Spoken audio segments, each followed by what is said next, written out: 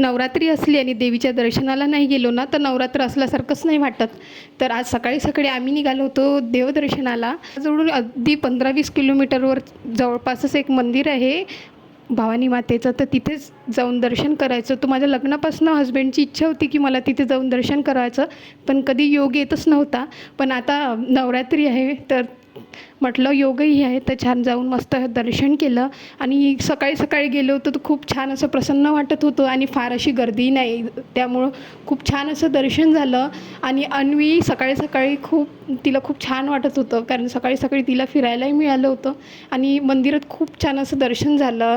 सोबतच तिथे घटाची स्थापना झालेली होती, तर खूप सारे घट होते, तर त्या घटाची पण दर्शन केलं. अतिशय पुरातन काळातलं हे मंदिर आहे आणि लोक दुरून दुरून या मंदिरात दर्शनाला येतात. नवरात्रीत खूप गर्दी असते मंदिरामध्ये. आणि मंदिराच्याच बाजूला छान अशी छोटीशी नदी आहे आणि वरच्या टेकडीवरच छान मंदिर आहे. ते म्हटलं जाते की देवी अशी साक्षात आहे आणि 1835ला तिथं मंदिर बांधण्यात आलेले होतं. तिचे पुरातन काळातला मंदिर आहे.